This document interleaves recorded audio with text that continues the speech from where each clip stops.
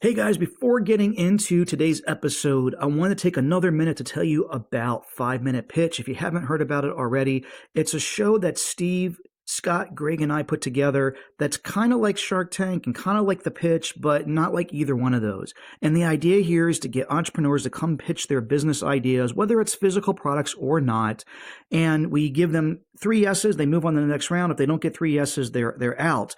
And the idea is eventually to narrow things down to one winner who's going to get $50,000 in cash with no strings attached. It's not an investment. It's a gift from the 4 of us. And on top of that, we're going to give some of our time. We're going to donate our time and help out the business that wins as well. And my favorite comments that have come in so far, the first one here is, I'm really enjoying the down-earth feel of the show. Shark Tank is really erratic with its editing, which can make it hard to tell if you're actually perceiving the pitch in the way it was actually given, or if it's being edited to make it appear different than it actually is. With this show, there seems to be much less of that, and the focus on more niche products is helpful to me personally in changing how I think about my own pursuits. And that's really kind of the idea here, is to be able to help and give back to the community, besides making this fun on top of that. My other favorite comment here is, this is a fun business and product pitching idea with more of a down-to-earth and homelier feel than Shark Tank. I like the judges' generosity and the laid-back atmosphere. This could become a favorite watch for me, as it's brief, insightful, and I thought it was fun. Well done. And also, this person was congratulating Dawn, because that was the particular pitch of that one. So go over to 5minutepitch.com/launch to check it out today. That's the number 5minutepitch.com/launch. And now on with the show. This is Mike, and welcome to episode number 223 of the EcomCrew podcast. Glad to have you guys along.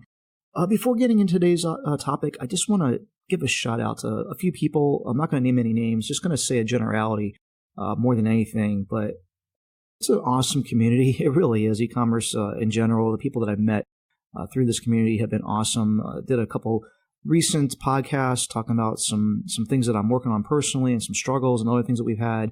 And the outpouring of comments and things that have come in has just been overwhelming in a good way.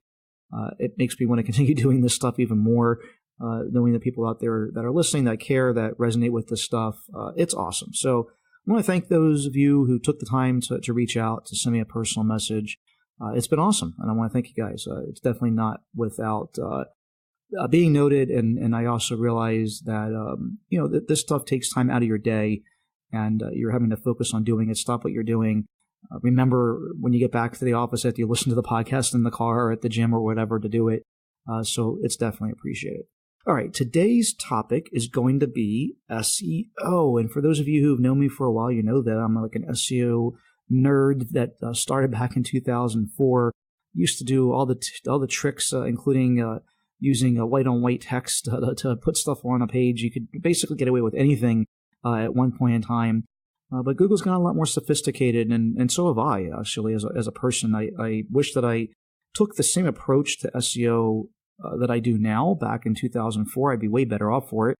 Really what it's come down to, instead of trying to play games and figure out what works on Google today, I don't worry about any of that stuff anymore. I just try to put out the best possible content and the best possible products and sites, and let the rest of it go from there. Like, give Google what they really want instead of trying to trick them into what they want is really what it's come down to the last, 5 years or so since Penguin and Panda came out, and got my hand slapped for the last time with that. So at any rate, today we have Jeff Oxford on the show. He's someone that I met at E-commerce Feel Live, someone that reached out before that.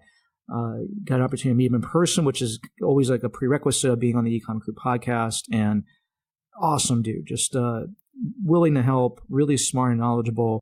I think that you guys are going to enjoy this podcast. We basically do a teardown of Icewraps.com and all the skeletons in the closet there. And I think it's an important episode, not just about SEO, but what can happen when you have too many things going on in your business, as a lot of us do as entrepreneurs. Things fall through the cracks, and it's frustrating to see that stuff as someone that's a perfectionist and knows better. And it's always worse when you have someone else show you that you're not doing things the way that you know that you shouldn't be doing them. So a couple different lessons intertwined in one episode. All right, going to hop right on into it right after this introduction. Welcome to the EcomCrew podcast, the web's most transparent podcast from two seven-figure sellers who share the good, bad, and the ugly about running an e-commerce business. You'll learn how we build our brands, find products, and develop marketing strategies that will help you start and grow your own $1 million e-commerce brand. And now your hosts, Mike Jackness and Dave Bryant. Hey, Jeff, welcome to the EcomCrew podcast. Hey, Mike, thanks for having me. Of course. So let's just tell people a little bit about how this came to be real quick. You had emailed in asking to be on the podcast, I think, at some point, and we were chatting back and forth, and I thought getting an SEO guest on here would be awesome because we haven't really talked about SEO aside from Grant and I babbling about SEO over the years because it's something that I think is really important in the types of stuff that we do. But we have this stupid policy that we have to meet the person before we have them on the podcast because it just makes things way easier to filter through all the noise that comes in our inbox. But we got to do that relatively quickly after that. We met at E-commerce Fuel Live, which was awesome. And I heard great things about your talk. I was actually in one of the other talks. The unfortunate thing about those breakout sessions is you can only be in one at a time. I'm looking forward to watching the video, but I think that for me, at least, thinking about like skating to where the puck is going and not where it is. And SEO, I guess, comes naturally because it's been something I've been doing since 2004. But again, with that concept of skating where the puck is going, I think that obviously Amazon's going to continue to get bigger. Drop shippers or just these run-of-the-mill kind of e-commerce sites are going to slowly continue to degrade and go by the wayside. And companies that get SEO that can rank in organic search and provide good value to customers that are in that buying process or whatever are going to be here for a long time to come. And it's shown like on the things that we've worked on for like Color It. I mean, we're now getting like just a huge amount of traffic from organic search, and it's taken a couple of years to do that. But I think it's important nonetheless. And I think that anyone listening, if you have a brand, and I think that 80% plus of e-commerce stores kind of fit in this. If you have a brand where it's interesting to talk about, you can write good content, et cetera, you should be doing that and investing in your future just like you invest for retirement. So at any rate, long-winded intro about why I think SEO is important and how we got to meet and all that good stuff. And can't wait to do this podcast with you today. Yeah, I'm looking forward to it. And I mean, you really hit the nail with a hammer where SEO has been getting more and more competitive. If you go back, even 5 or 10 years, 10 years ago, you could build some links, put the keywords on the page, and it really wasn't that hard to rank well. Well, in the past few years, you see more and more big brands sort of seeing what the opportunity is. And before, like Amazon and or I guess more so like Target and Walmart and some of these big brands weren't really focusing on SEO, just their kind of brick and mortar presence. But now that they're really seeing the opportunity, they're kind of pushing down a lot of the smaller players, like a lot of the drop shippers you mentioned. So you're kind of getting attacked from all angles. Yeah, definitely, no doubt about it. But the thing is, I think the niche that you can still win at, like those big brands are still approaching it from like that big brand hat, right? It's very like corporate, like they're doing it for a reason of trying to rank for SEO. They know this thing's important. They're doing it, but they don't really ever have the expert on staff that a micro e-commerce site's going to have. Like, I mean, if Michael's, for instance, was to start doing stuff for coloring, it's not going to be at the same level that we can do it at because, I mean, we're only focused on that one thing, and I think we can produce better content than those guys can. I think that's where brands that are probably in our type of ecosystem are going to continue to win. That's exactly it. There's a few things going for these like niche sites like Color It or Icewraps where they're so focused on one product, and you're going to get some plus points there with Google. Where if you have a site that's just touching on one type of product, one type of niche, and it's really hyper focused, you're really relevant for those keywords. So you're going to get some bonus for that. And also just from a scalability perspective, Amazon, Target, Walmart, they don't have the resources to really dive into every single category or subcategory product. Most of the times they're just looking for which keywords have the highest search volume, and they know they can get those because they have so much authority. And they often overlook kind of the smaller keywords that can still drive lots of traffic, lots of sales, but just aren't as big of a priority for them. Yep, exactly. So I don't know, like we were talking about like how to approach this podcast episode, because one of the things that you did at ECF Live was a live SEO like audit and teardown, which I think is awesome. Like I love people that are willing to do stuff like this, because first of all, it just shows your expertise. Like you don't put your neck on the line if you don't know this stuff. And I actually wanted to do that for Facebook ads this conference, but we actually had voted in the forum to do something else, because I love the challenge of just being up there and doing that. And so you offered to do the same thing for one of our websites to do this on the podcast, but the trick became, how do we keep this interesting, in an audio version? So you did a great job. We did a little bit of a pre-interview here and went through a bunch of different stuff. As typical, I'm going to throw myself under the bus and show you all the things that we're doing wrong in our business that we shouldn't be doing wrong. But I had to pick between Icewraps and Color It and some of the other things that we're doing. Color It's just been like on a tear, like I was saying, from an SEO standpoint. I'd like to think that we're doing most of the things right there, because it's at least going in the right direction. I'm sure if you went and did a review of Color It, you would find stuff there too. But I thought Icewraps would be a more fun project here for this, because it's this legacy site that I bought from someone else, and it was tanking from an SEO perspective because the guy didn't know what he was doing from an SEO perspective. We bought it, started putting some SEO policies and just vision towards the site, put it from Yahoo stores on the BigCommerce, and started working on an SEO plan. And the graph was basically straight up. It was like going up the mountain. And then we made a decision to switch from BigCommerce to Shopify because we were growing as a company, and we were at a point where we had like 10 people on our team, and we wanted to just have consistency with platforms, just so like we didn't have to have people learning multiple platforms. Plus, at the same time, BigCommerce changed their pricing structure and like really irritated me. So that was really the final straw, but we were going to probably make the change anyway. And then we had this like huge decline. Like it's one of the things that like drives me crazy if I look at our business overall. Icewraps has just been like a sled going down the mountain at this point. So I thought it would be cool to do a review of that and talk through some of these things. So hopefully this won't bore our audience. Again, I think that this stuff's super important. The things that we're going to be talking about here are mistakes that I think a lot of people are making, that, and including ourselves. What happened for us as we were going through this, I was just kind of like rolling my eyes. I know we should be taking care of that. We shouldn't have missed this, but we have too many things going on in our business. And it's a case of if you chase two rabbits, both will get away. And these types of things slip through the cracks, which as a perfectionist, like drive me nuts. But we're going to talk about them nonetheless. I think they're important. And Jeff, I don't know, you tell me what you think the best way to handle this is, and we'll go from there. Yeah, let's just jump right into it. So some of the things that we'll be going over, if you have a website that's decreasing in rankings, decreasing in traffic, these are the things that can kind of help reverse the trend and get in the right direction. Or if you're new and you're just starting out, these are the fundamentals that you can put in place that can really take your rankings and traffic to the next level, grow your organic search revenue.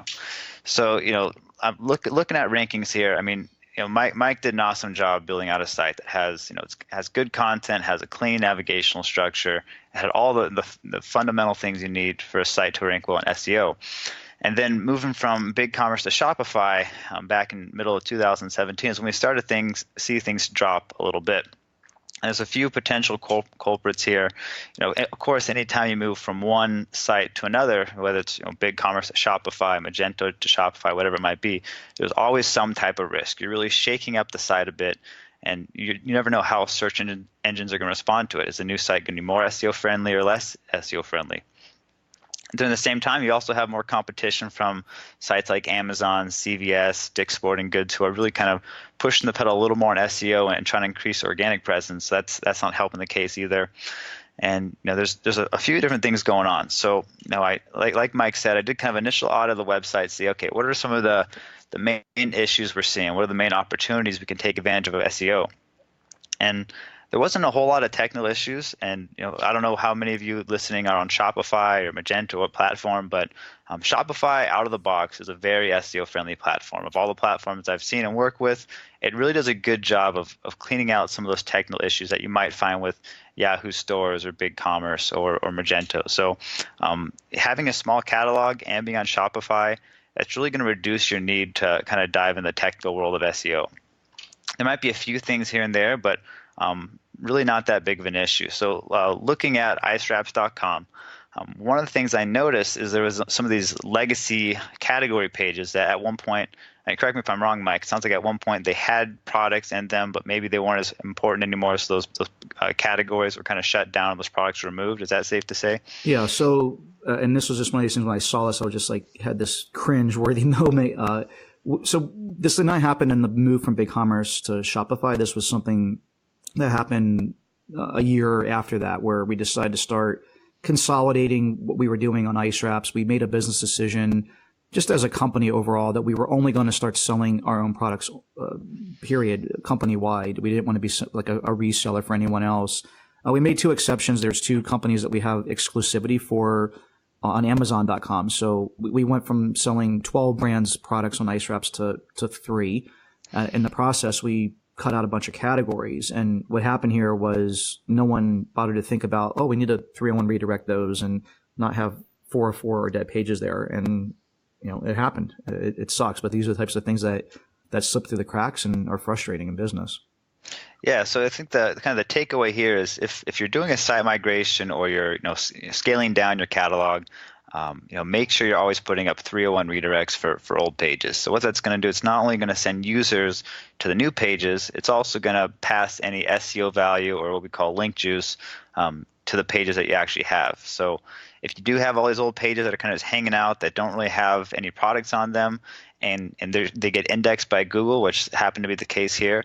If Google sees, hey, here's all these users going to these pages that have no products, they're hitting the back button and looking for another website, Google might start to think your website's not the best fit for these keywords, and that can actually harm your rankings over time. Yeah, for sure. And for people, this 301 redirect, this is a technical term. In English, what it basically is telling Google, this is a permanent move. You've permanently moved this page or removed this page, and it now exists over here.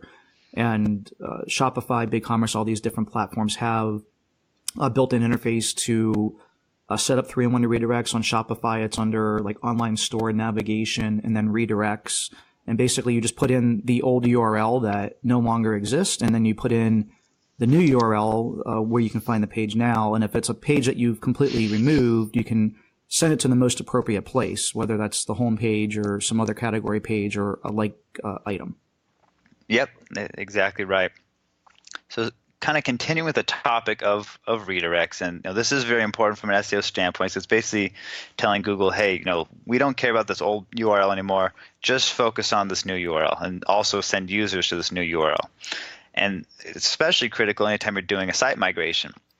So another thing we found is there was a lot of URLs on the old BigCommerce site that had external backlinks. So you have pages that are essentially now returning a 404 not found header status to search engines, to users, and they have all these links going to them, but those links aren't helping anything at all. They're going to dead ends.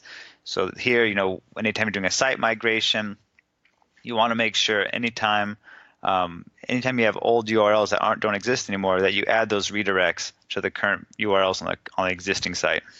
Yeah, I mean, of all the things that we went over before this is the thing that triggers me the most, because as an SEO guy by trade, pretty much, like I know the hardest thing to do is to get inbound links, like especially white hat inbound links. We have stuff pointing to Icewraps that is giving us it's actually hurting. It's hurting the site that's linking to us, so they're eventually going to figure that out and stop linking to us, or it's coming it's giving us no value on Icewraps, which is this will be something that we fix immediately.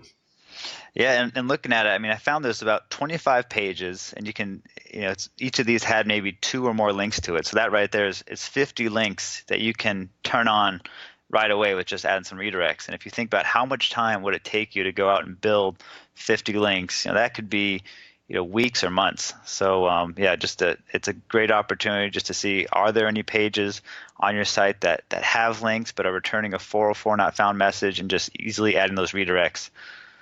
Yeah, absolutely. That'll be Monday's project for sure. Great. So I talked about the technical side of things.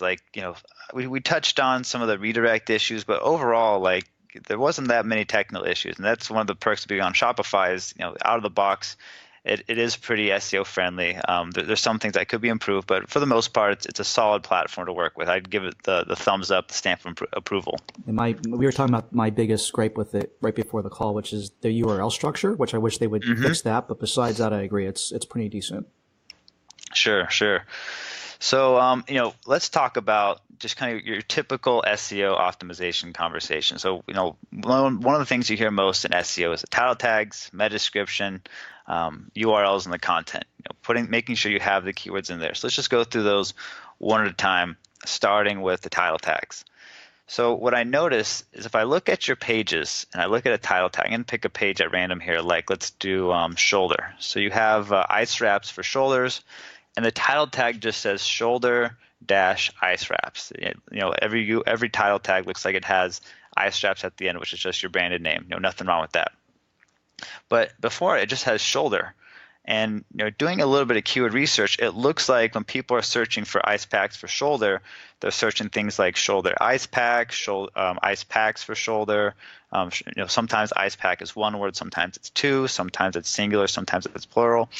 But since it's not in the title tag, it's really going to be hard for these pages to rank well without ice packs in the title tag. So whether it's the shoulder page or the neck page or the ice pack for backs page, you really want to make sure you're appending ice pack in the title tag. So instead of just reading just shoulder ice wraps, it'd be something like shoulder ice packs dash ice wraps.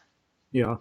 I actually just pulled this up live because I almost can't believe it, because these are some of the most important pages on the site, and I have no idea how this got in this situation. I really don't. It's really weird because I remember going through and optimizing these pages at one point, and somehow it seems like someone else on our staff, or I don't know exactly what happened and when it happened, but I agree. Especially these category pages, really important. It's just embarrassing to just see that it says shoulder. That's all that's in there for the title tag. Yeah, and like you said, it could be one of many things. When you have a bunch of people working on your site, it might be one of those too many cooks in the kitchen issues. Yeah. Or oftentimes what I see is there might be some add-ons that people add to make their site more SEO friendly, and they don't realize that it might overwrite certain fields. So always be careful with add-ons you're using or who's interacting with their website, because you never know what can get changed. Yeah, I'll have to definitely do some investigative reporting internally here and find out exactly what happened, because I remember specifically looking at these pages at one point. What I think might have happened, it might have been when we switched themes again, because we did a theme shift on Shopify, and it's possible that happened then, but that doesn't really explain it either, because these tags are set on the category page level. So without trying to figure this out while we're live talking on the podcast, it's definitely a great find and something that everyone should be looking at for sure. Yeah, absolutely. So again, kind of takeaway here, make sure you're using the keywords people are searching for in your title tags for your category pages. So in this example, instead of using shoulder, we'd want to use shoulder ice packs, because that's what they're looking for. Yep. So moving along, let's talk about meta descriptions. So what I notice is meta descriptions are probably one of the most neglected things in the world of SEO. And the reason is people found out that whether you have the keyword in there a lot or not at all, it doesn't matter. It's not a direct ranking factor. But what a lot of people fail to realize is, meta descriptions, it's essentially, I don't know how many of you are running AdWords or, Google ads or Bing ads, but ad copy is so critical in getting a higher click-through rate. Well, the same thing is true with meta descriptions in SEO. Having a really well-written meta description can drastically increase your click-through rate, resulting in more people clicking on your website. So if you're ranking in position 3, but you have a better written meta description, oftentimes you can steal traffic and clicks from the website's ranking position 1 and position 2. And the best way to do that is with 3 steps. There's kind of 3 ingredients I have for what I consider a strong meta description. That would be, first things first, make sure you have the keyword in your meta description. The next thing is include any unique selling points, things like free shipping, great customer service, 100% price match guarantee, huge selection. Whatever it is that makes you stand out, make sure you put in the meta description. It's going to increase the likelihood someone's going to click on your ad or your organic listing. And then the last is just end with a call to action. It could be something like click now to browse, shop today, click now to learn more, click now for product details. There's been a lot of correlation studies that find that having a well-written call to action can increase click-through rates. So currently on the website, it looks like a lot of the meta descriptions are just pulling from the page description. So if it's a category page, it's just pulling from the category content. If it's a product page, it's just pulling from the product content. And I will say, yeah, it is better than nothing. You're getting some relevant words in there, some sentences, but you really only have 156 characters to tell the searcher why they should click on your listing versus your competitors. So use every character and make sure you really kind of sell your products, have a keyword, include unique selling points, and end with a call to action. Yeah, I think that's great advice. Another thing is important is header tags. So I noticed on your collection pages there aren't any header tags. Sometimes these are called H1 tags, header tags. It's all the same thing. It's usually the title of the page that you see when you go to a page. And if I'm looking at your shoulder page, shoulder page right now, the category page, I see a banner that says shoulder relief, but there's no header tag on it. So header tags are a minor ranking factor, but in the world of SEO, you want to use every little bit of help you can get to improve your rankings. So kind of a quick fix here is just to have a header tag on all your pages, and then you want to have those keywords in the header tag. So a good header tag for the shoulder page would just be something simple like shoulder ice packs. Yeah, I think this is something else that happened with the theme shift. I was actually surprised to see this as well, because I know like on Color, we're obviously doing this stuff. I don't know. I have to go back and look. Like I said, we switched themes since we've been on Shopify. We switched to a different theme, and we were having problems with our developer that we used at the time. Somehow there just aren't any H1 tags on this page, which is a huge mess. I actually think it's a pretty important ranking factor. At least I feel like it is. I mean, I think it'll definitely make a difference when we add those back on here. Yeah, absolutely. I mean, once you factor in meta descriptions, title tags, header tags, content, it all works together and can really help your rankings. Yeah. I mean, like this stuff here is like just all the like fundamental stuff that like people focus a lot on getting, writing good content or getting links or all these other things that take way more effort when you're not even focusing on your own house or like the fundamentals of your own Sure. thing. And this is definitely like one of those situations where this stuff all needs to be fixed first before taking any other initiatives. Yeah, like anything, it all comes back to the fundamentals. Yep. So moving along, URLs. So URLs is kind of tricky. The best practice, I would recommend having the keywords in the URL. So if we take the shoulder page, you'd want it to read something like icewraps.com/collections/shoulder ice packs. Whereas right now it's icewraps.com collections shoulder. So it doesn't have that keyword ice pack in there.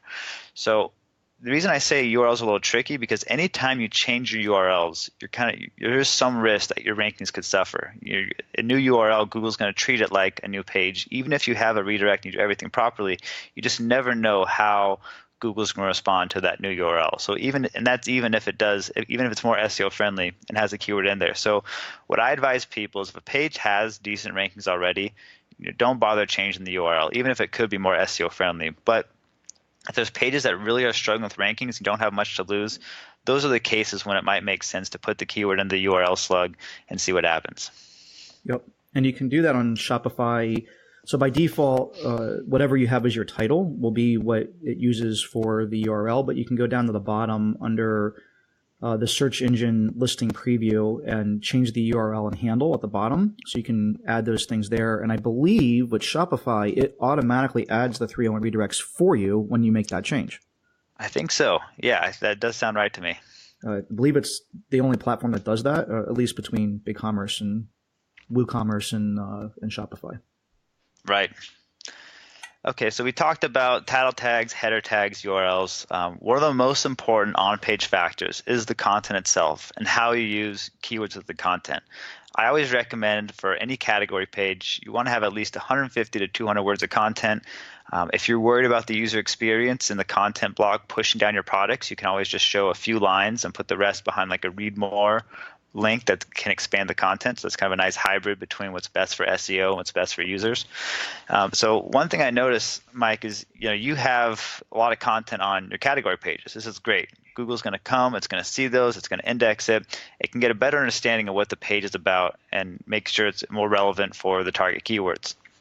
And I will say, I'll give you kind of plus points here.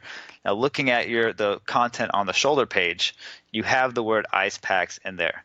but we want to go a step further. We'd want to have the keyword phrase shoulder ice packs in the content. So maybe mentioning, shoulder ice packs at least once, maybe ice packs for shoulders at least once, different related keywords and keyword variations that can really help your keyword targeting here and increase your rankings. Yeah, and so this is the category landing page, right? You're talking about the shoulder category? Yes. Okay, yep. Yeah, and you can apply the same thing for all your category pages. So if you go to the neck category page, have neck ice packs for neck. And One thing I noticed, some people search ice packs one word, some people search ice packs 2 words, some people do singular, some people do plural. So if you have a keyword research tool like Moz, Ahrefs, SEMrush, you can kind of do a little research to see what exactly are people searching to find your products, and whatever one's the most popular, use that the most. So for you, Mike, it looks like it's most of the time it's ice pack with the space, and that's what you'd want to incorporate within the content. Yep. All right, so we kind of talked about optimizing pages. There's some opportunities there, which I'm sure just making those few changes already, you're likely going to see an increase in rankings in your traffic.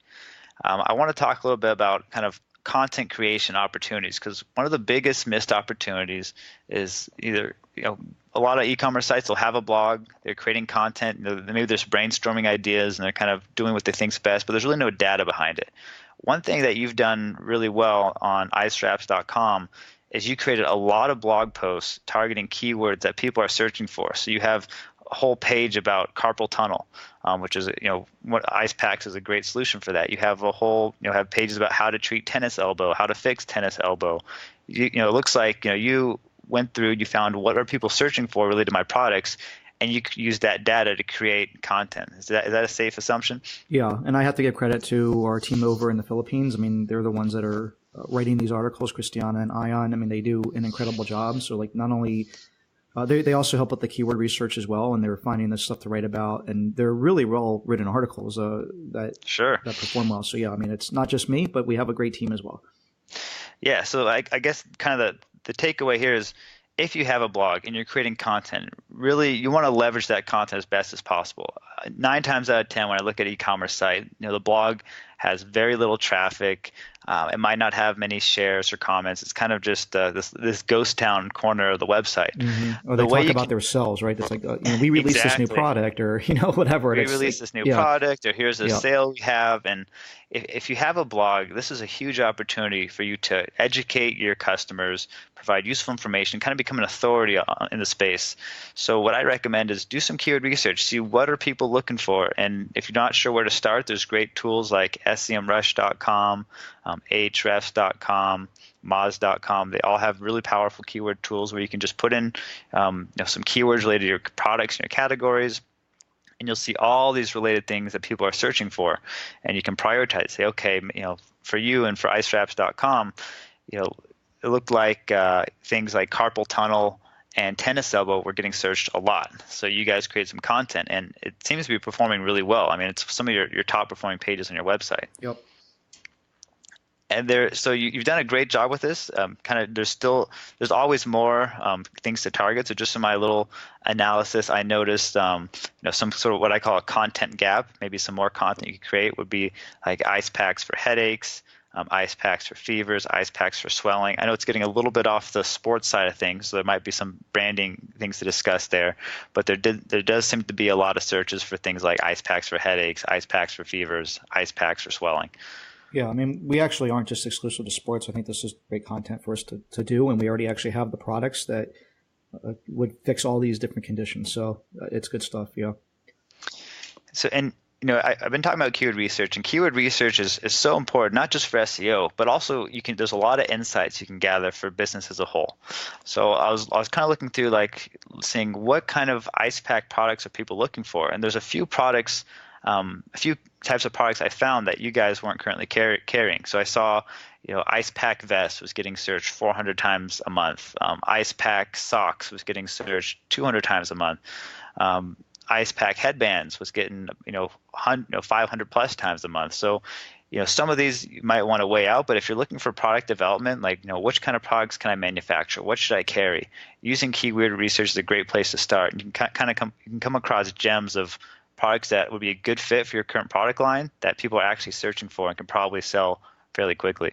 Yeah. Can you allow me to go off on just a tangent for a second? Go for it. One thing I see people make the mistake on more than anything else through EcomCrew are people that try to invent a market, and it's so difficult to sell stuff that people aren't looking for. And what you're talking about here is like just the most awesome nugget of advice where you're doing keyword research, seeing people type in this stuff. They're looking for an ice pack vest or an ice pack mask. These are valid product ideas to like go out and develop because people are looking for them. This is a pretty funny story. This guy developed this ice cup like for men to wear, that like in their pants, like ice cup for, I don't know if it was like for people who played hockey or something or whatever. His idea was like, this will help keep your junk cool while you're playing sports. But like no one's searching for that. Like, I mean, it might be the best idea ever. It seems silly to me, but like it might be the best idea ever, but no one's looking for it. And if you're getting into e-commerce, it's difficult enough to succeed in e-commerce. But if you are trying to develop stuff that doesn't have search volume, you're probably barking up the wrong tree. Sure, it's possible, but like you said, it's way more work. Yeah. Yeah, so again, keyword research, it's great not just for finding content opportunities. You'll be surprised. You can often find some great product opportunities of things you can develop. So kind of the last thing I want to touch on is link building. So the site, it has a fairly strong link profile. It looks like you've been able to acquire some links over time, and there's a few spammy links I found. So it looks like at some point, this could have been years ago, probably well before you guys acquired it, there was a bunch of like .blogspot there's a bunch of links from like .blogspot subdomains where someone just kind of created all these different Blogspot blogs and were linking back. It wasn't too excessive, so it wasn't that critical, but kind of going back to one of the reasons why your rankings might have dipped this past year or two, these sort of spammy links could have been helping you at one point. But as Google gets more advanced and kind of can identify link spam, oftentimes it'll devalue it. So a lot of times when you see rankings decrease, it's not necessarily that you're doing anything wrong. It's just some of these crappy links that used to help you aren't helping you anymore. And there was also instances where there's some directory link spam. Back in the day, one of the fastest ways to get backlinks to your website, and for those who don't know, the more links and the higher quality links you go to your site, the better you're going to rank. It's almost like a vote of trust, where if a site's linking to you, they're vouching for you. And if you get a whole bunch of sites to link to you, that can really impact your ranking. So even now in 2019, the number of links going to your website and the authority of those links is still the number one ranking factor. Yep. And I saw there was some low quality directory links that were built to the site years ago. And again, there could have been a time where these links really helped rankings, but as Google got more smart and could identify these and sniff them out, chances are, that link value they used to pass, it's not passing anymore. That might have contributed to the downward trend that we saw. Yeah, so I mean, these are definitely links that happened before my time because I first of all, I used to get links like this, so I'm not saying I'm above this stuff. I used to do this. I've learned my lesson because when Google slaps you, it doesn't feel good. And I learned that lesson through Penguin and Panda years ago. So that was the last time I've done stuff like that. Definitely never on Icewraps. The question I had real quick, it's a little bit technical, but in your experience, do you think that's worth like disavowing these links, or do you just kind of leave them be and it is what it is? Yeah, that's a great question. And there's a few things you can do. You can disavow links. And for those who don't know, Google provides a tool in Search Console called Google Disavow.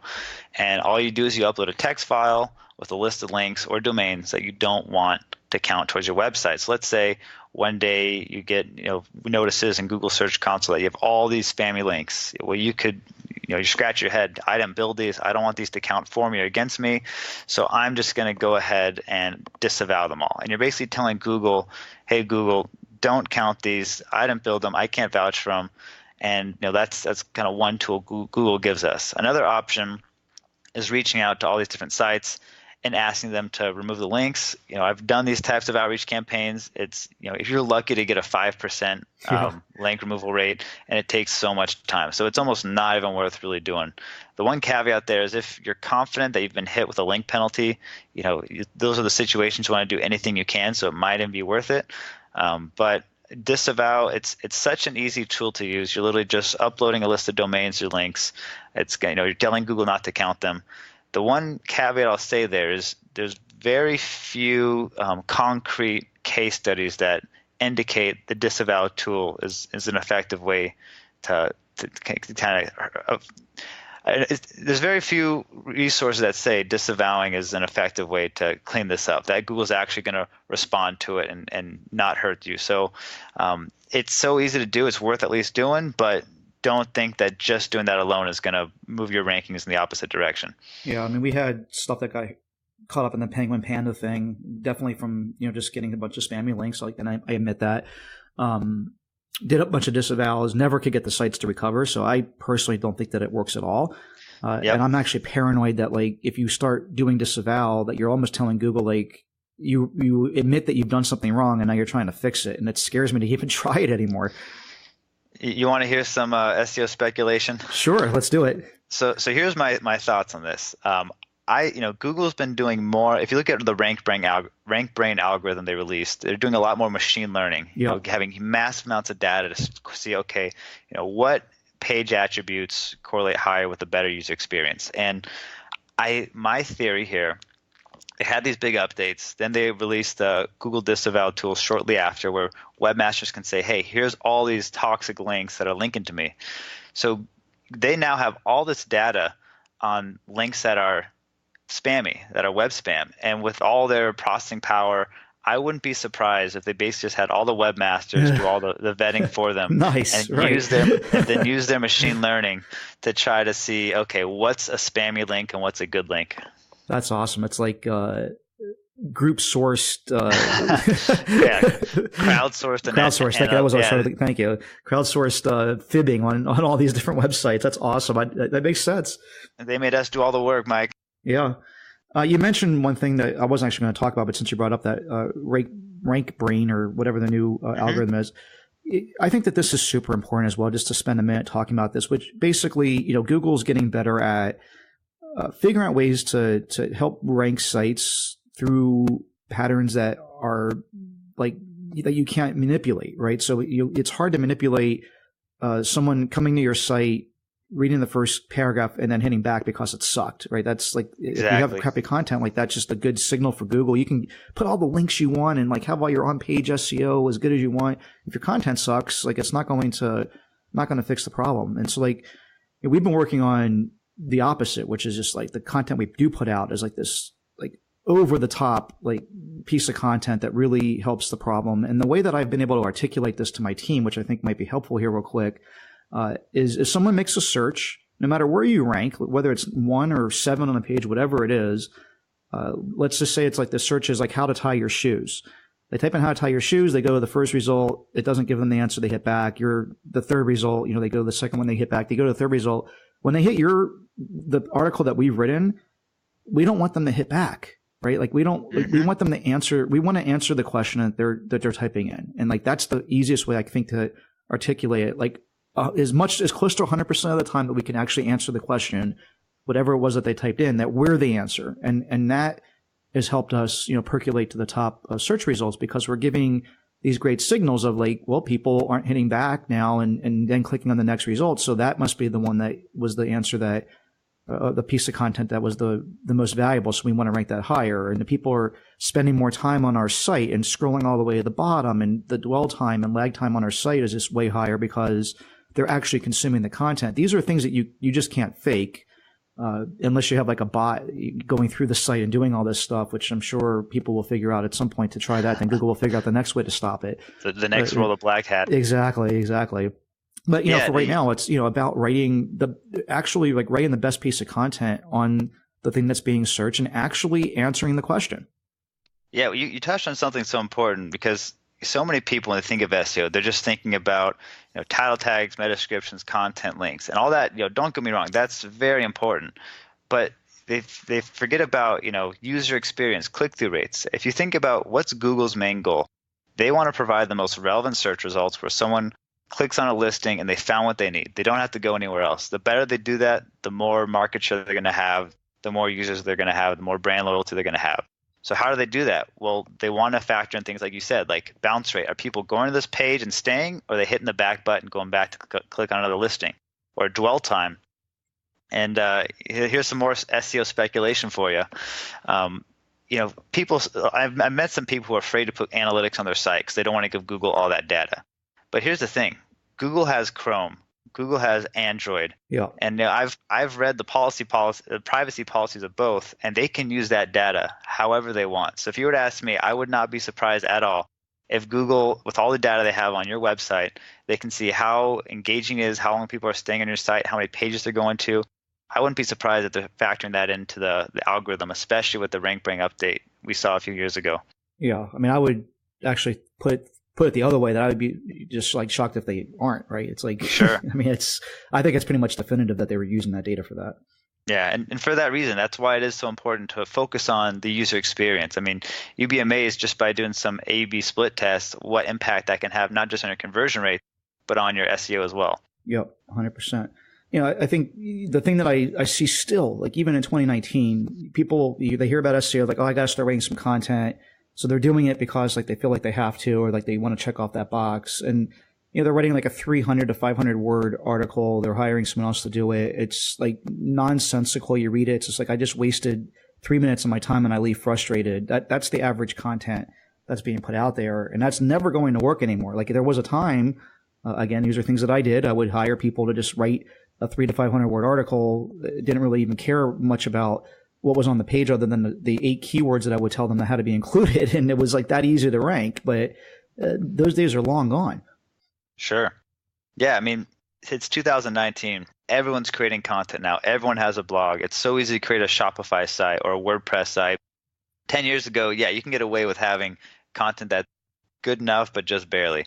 Nowadays, if you're going to stand out from the crowd, you have to have, thousands of words of, not always thousands, but maybe at least 1,000 words of content. So it's really comprehensive. Maybe add some visual elements, so, photos, illustrations, break it up with different headers. Because if you're not doing that, your content's going to basically fall on deaf ears.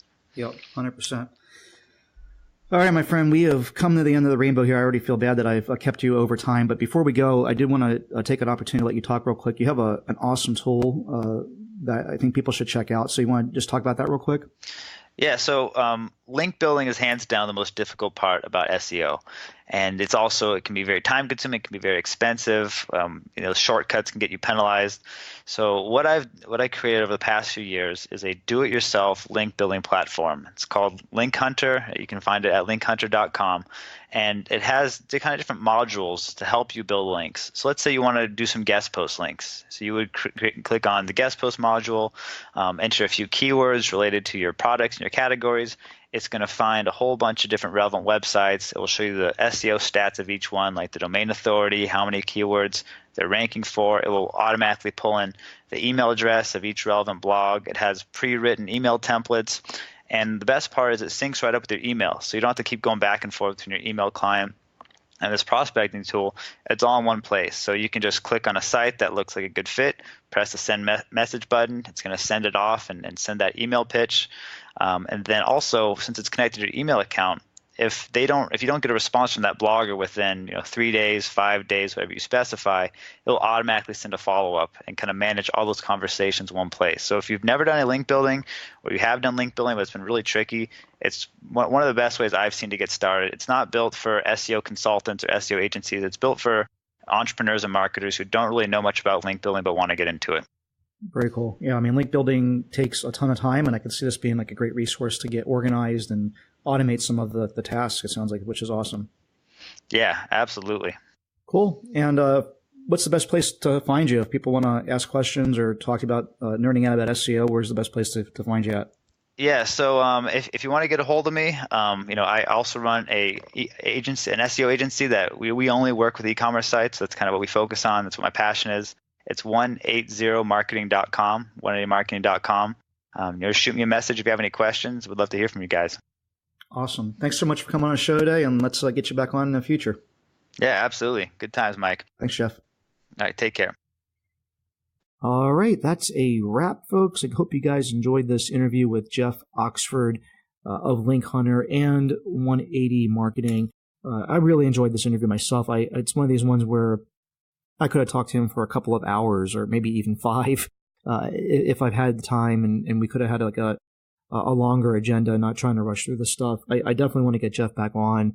We can talk about something more specific and really drill down into a topic if we're more narrowly focused. But this should give you an idea, hopefully, of a bunch of things to be thinking about with your e-commerce businesses, your blogs, your content, whatever you're doing that has an SEO focus. I think that SEO is alive and well, and probably one of the most important components to the longevity of e-commerce companies long term. I think when you have something that can't be taken away from you, lots of really great content, a following, etc., that doesn't really matter how big Amazon gets. They can't take that away from you as an example. So something that's important. I hope you guys, again, enjoyed the episode. If you have any questions, comments, want to read the show notes, you can go to ecomcrew.com/223 to get to those. And until the next episode, everyone, happy selling, and we'll talk to you soon. Thanks for listening to the EcomCrew podcast. Follow us on Facebook at facebook.com/EcomCrew for weekly live recordings of the EcomCrew podcast every Monday. And please do us a favor and leave an honest review on iTunes. It would really help us out. Again, thanks for listening. And until next week, happy selling.